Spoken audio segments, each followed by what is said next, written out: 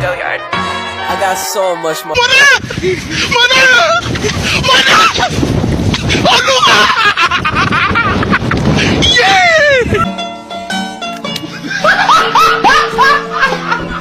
Are ya ready, kids? Aye, aye, Captain! I can't hear you. Aye, aye, Captain! Oh! The fucking design on right now. Break it down, bring it back, make it clap. I got 3 old thoughts, new guap, where that thing. Bitches on my line, and you know. Baik, Assalamualaikum warahmatullahi wabarakatuh. Saya Bukari Buna dari Telkom Angkatan 22 ingin membuat video tentang landasan Pancasila yang ada di Indonesia.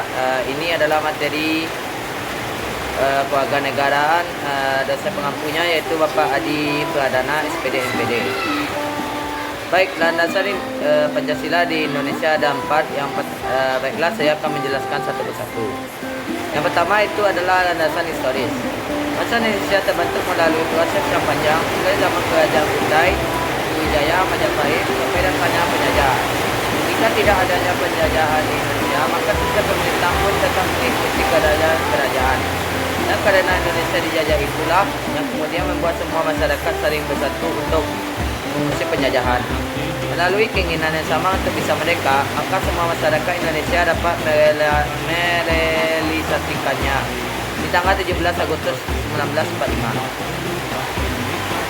Dalam era reformasi, bangsa Indonesia harus memiliki visi dan pandangan hidup yang kuat agar tidak terombang-ambing di tengah masyarakat internasional. Hal ini dapat terlaksana dengan kesadaran bangsa yang berangkat pada sejarah bangsa. Selanjutnya kita masuk ke landasan kultural.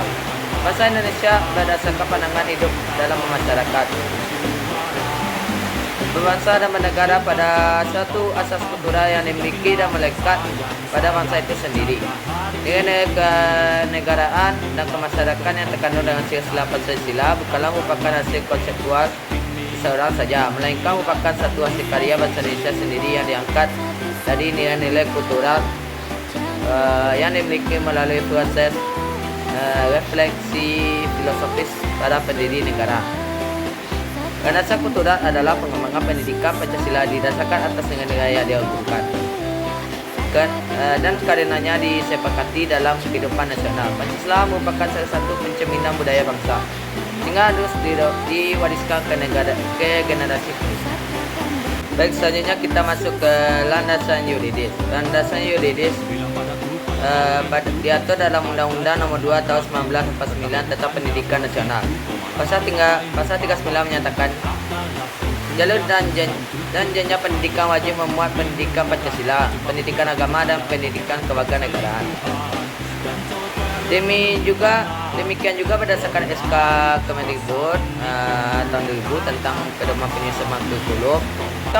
Pada pasal 10 ayat 1 dijelaskan bahwa kelompok mata kuliah kewarganegaraan wajib diberikan pada kurikulum setiap program studi dan terdiri atas pendidikan Pancasila, pendidikan agama, dan pendidikan kewarganegaraan. Adapun rambu-rambu Pancasila adalah terdiri dari segi historis, filosofi, ketatanegaraan, kehidupan berbangsa dan bernegara, serta etika politik. Landasan yuridis menyangkut aturan perundang-undangan yang mendasari pelaksanaan pendidikan Pancasila. Selanjutnya kita masuk ke landasan filosofis. Landasan filosofis adalah penggunaan hasil-hasil pemikiran filsafat Pancasila untuk mengembangkan pendidikan Pancasila serta praktis. Nilai-nilai tersebut merupakan pandangan hidup berbangsa. Secara filosofis, bangsa Indonesia sebelum mendirikan negara adalah sebagai bangsa yang berketuhanan dan kemanusiaan. Hal ini berdasarkan kenyataan objek bahwa manusia adalah makhluk Tuhan yang Maha Esa. Kita aspek penyelenggaraan negara harus bersumber pada nilai Pancasila termasuk sistem peraturan perundang-undangan di Indonesia.